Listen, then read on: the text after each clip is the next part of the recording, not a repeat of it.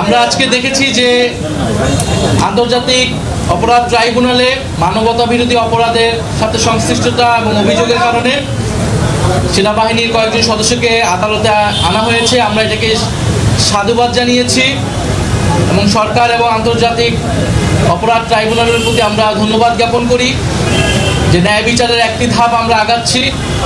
কিন্তু এর পাশাপাশি ইন্টারন্যাশনাল ক্রাইম ট্রাইব্যুনালের পাশাপাশি সারা দেশে যে মামলাগুলো হয়েছে জুলাই শহীদ পরিবারদের পক্ষ থেকে, আহতদের পক্ষ থেকে, সেই মামলাগুলোর বিষয়ে সরকারের কি পদক্ষেপ আমরা দেখতে পাচ্ছি পত্রিকায় যে জামিনে আসামিরা ছাড়া পাচ্ছেন এবং তারা শহীদ পরিবার এবং আহতদেরকে হুমকি দিচ্ছে।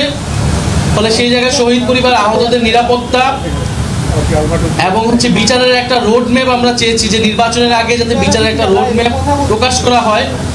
যে প্রায় 800 মতো মামলা হয়েছে, এই মামলাগুলোর এখন অবস্থা কি এবং সেগুলো কিভাবে পরিচালিত হবে, কতদিনের মধ্যে সেটা কোন প্রক্রিয়া সম্পন্ন হবে। দ্বিতীয়ত আমরা জুলাই সনদ নিয়ে কথা বলেছি।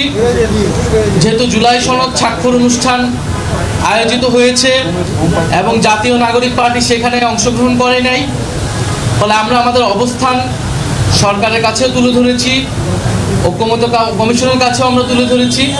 আমরা সেই কথাগুলোই পুনর্ব্যক্ত করেছি যে জুলাই সনদের শুধু কাগজে মূল্যে আমরা বিশ্বাসী নই। ফলে জুলাই সনদ বাস্তবায়নটা কিভাবে হবে সেইটার সম্পর্কে নিশ্চয়তা পাওয়ার পরে আমরা স্বাক্ষর করব। দ্বিতীয়ত নোট অফ ডিসেন্টের বিষয়টা আমরা বলেছি, নোট অফ ডিসেন্টের কোনো কার্যকারিতা থাকবে না। সবাই এই বিষয়গুলোতে ঐক্যমত হয়েছে। জুলাই সনদ যেই বিষয়গুলো উপর রচিত হয়েছে সেটাই পুরোটা গণভোটে যাবে এবং গণভোটের মাধ্যমে অনুমোদিত হলে পরবর্তী সংসদের একটা গাঠনিক ক্ষমতা থাকবে, যার ফলে তারা একটি সংস্কারকৃত একটি নতুন সংবিধান তৈরি করবে। এই পুরো প্রক্রিয়ার সাথে যদি সরকার ঐক্যমত্য কমিশন সুপারিশ দিবে, সরকার সেই অনুযায়ী কী সিদ্ধান্ত নেয় সেটার উপর নির্ভর করে আমরা জুলাই সনদে স্বাক্ষরের বিষয়টি বিবেচনা করব।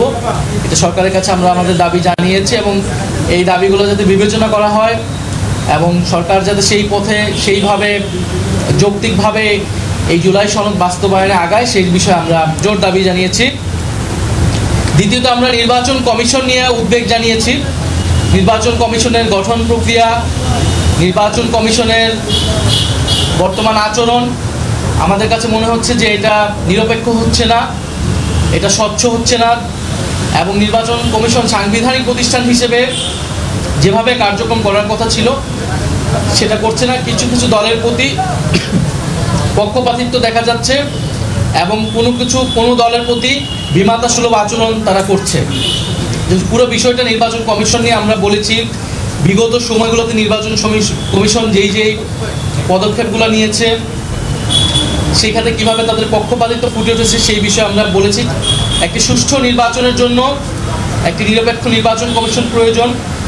সুষ্ঠু নির্বাচন যদি না হয় এর দায় সরকারের উপরও আসবে। ফলে আমরা সরকারকে সেই বিষয়টি অবহিত করেছি এবং আমরা মনে করি যে নির্বাচন কমিশন এই মুহূর্তে পুনর্গঠন হওয়া প্রয়োজন। তৃতীয়ত আমরা জনপ্রশাসন এবং উপদেষ্টা পরিষদ বিষয়ে কিছু বক্তব্য দিয়েছি যে জনপ্রশাসনে যেভাবে বদলি পদায়নগুলো হচ্ছে সেটা আসলে কিসের ভিত্তিতে হচ্ছে, সেক্ষেত্রে নিরপেক্ষ এবং যোগ্যতার ভিত্তিতে পদায়ন হচ্ছে কিনা। কারণ আমরা বিভিন্ন জায়গায় দেখতে পাচ্ছি, শুনতে পাচ্ছি যে প্রশাসনের বিভিন্ন ভাগবাটোয়ারা হচ্ছে।